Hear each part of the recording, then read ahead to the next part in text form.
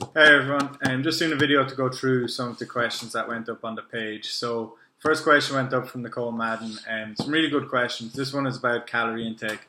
So she's done her calorie estimate and calculated at 1560 for her daily total for fat loss. But on training days, she's kind of maybe going over that, and on rest days, maybe being a bit under it. So I probably wouldn't want you to be too far below that, even on rest days, because that number is designed to put you in a deficit regardless of whether you're kind of training or not.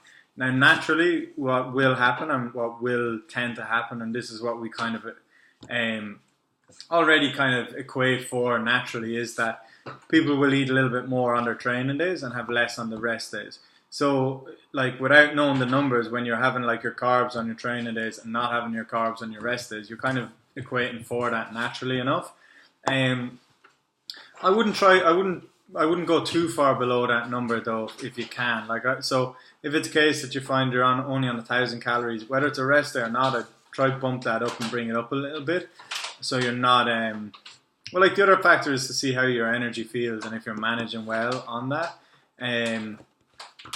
So yeah, like that 1560 is already putting you in a deficit. So like that would be considered kind of low. And then you're kind of going lower than the low number as opposed to like your norm number. So I would try not to stray too far away from it.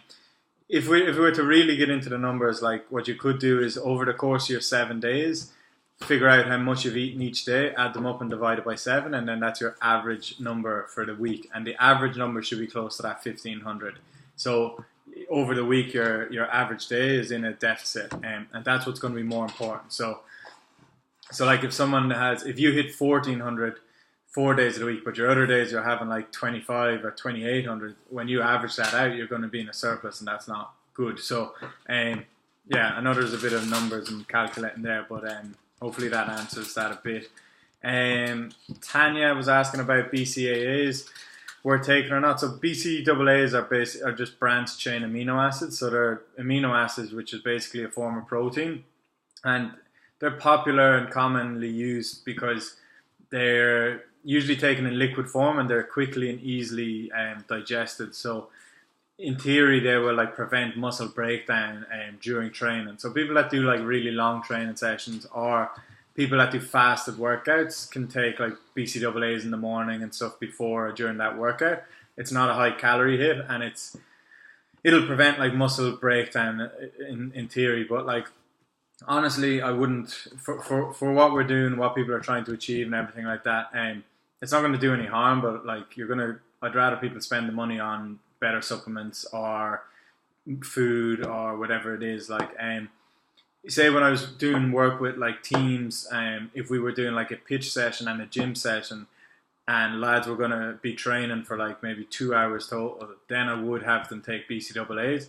But for sessions lasting less than 60 minutes or so, there's no real need for branched chain amino acids. Like what's more important is the total amount of protein you get over the course of the day. They'll try and like sell people on different things and marketing of this sort of stuff, but yeah, there's no real need. Like I wouldn't bother going out getting them for myself for my training, because I'm not training for long periods, and it's such a minimal thing. I wouldn't bother.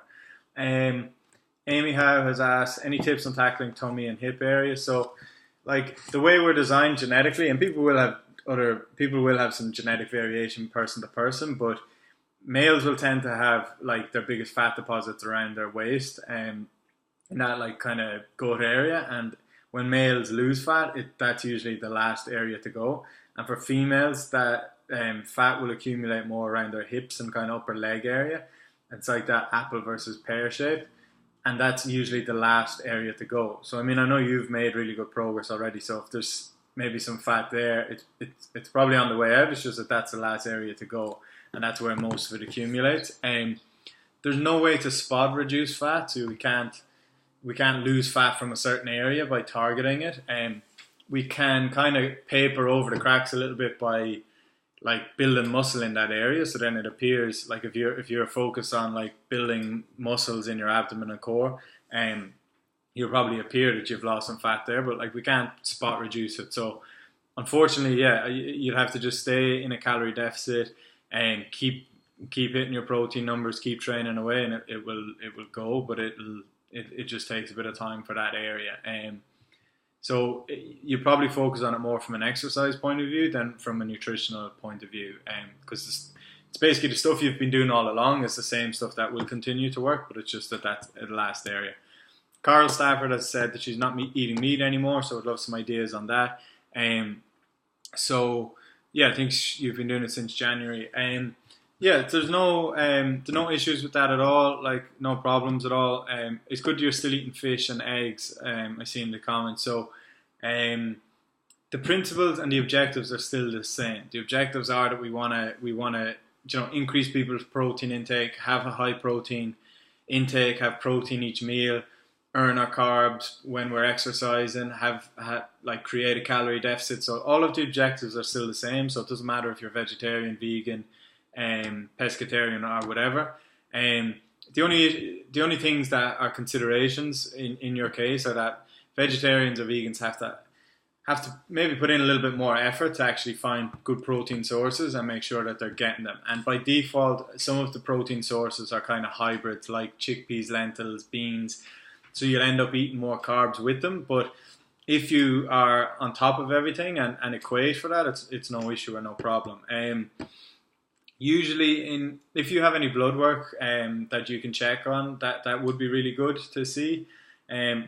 If you have like some previous blood work, or if you plan on getting bloods done, usually I'll have clients that are vegetarian or vegan do regular enough bloods, maybe once a year anyway. And the things I'll be looking out for are iron, which tends to be lower in females anyway, and then iron, if a lot of good iron sources come from our meat. So a lot of females that are vegetarian tend to be lower in iron and low in B12. So there are two things you can just easily supplement with.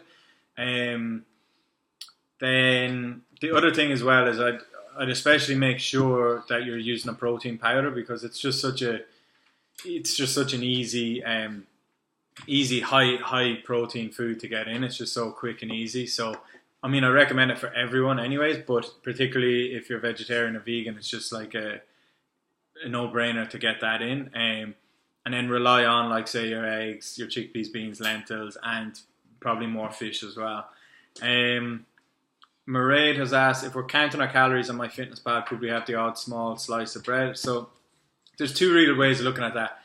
Like, in theory, technically, if everything is accounted for, you can eat whatever the hell you want in a way. And this is what comes up when you see people on Instagram that are bodybuilders and they're eating breakfast cereal and all this sort of stuff, or people that have, like, if it fits your macros. So, like, what they've done is that they have everything equated perfectly and tracked and measured, and then they've allowed room for all of that stuff. And then there is room for that if everything is tracked and measured. But, like, that's not a way that we would want people to live, and that's not a way people are going to live their life day by day, like having everything exactly tracked. And like the likes of a bodybuilder doing that is trying to increase insulin because they're training so much and they're probably taking steroids and stuff as well. So like, and people like to flaunt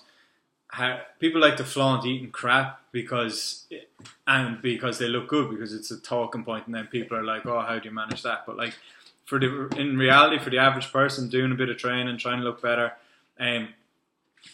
we should be promoting good habits and positive things all the time. So like, I would try and remove it altogether, because you're tackling the problem head on then as well. And it's because most people just rely on bread because it's so cheap and easy to have, and we have sandwiches and toast and all these options, but like, it's a crap product really.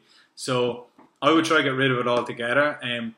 And like, we want to be cutting down on carbs when we're not exercising and stuff too. So in theory, if all calories and everything are accounted for, technically you would get away with it, but I would rather you not do it and do the other way of actually creating the better habits anyways, because you're not always going to be tracking and equating for everything.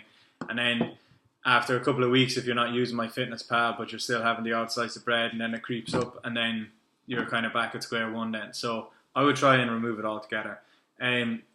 Sinead has asked, on training day, should P1 be counted as your second snack? Could you have P1 as well as two snacks? So, yeah, if you have a long day, like you say you do there, where you're not getting home till late, like, that's why we have the option to have 3 snacks even on, like, you know, if you're hungry, eat. And and if it's going to help you hit your protein number, I would have no issue with that. So sometimes, yeah, we'd look at P1 as being a snack during the course of your day, so that might take up one of your snacks, but if you still have the option to have another snack anyway, so there's yeah, no issue. If you need it, have it. As long as it's another good choice, I have no real issue with that at all. So you can kind of make the decision on the fly depending on your energy output or how your days are, how long it is, or if you need it. If there's ever a time, even on another day, like you've been pushing it over the course of the week and training hard, if you're like feeling it and not recovering, you feel the need for a third snack, you have to feed them to do that on that occasion too. So yeah, that's pretty long. So hopefully some of you stuck with me. Any more questions, just pop them in a comment below. Thanks.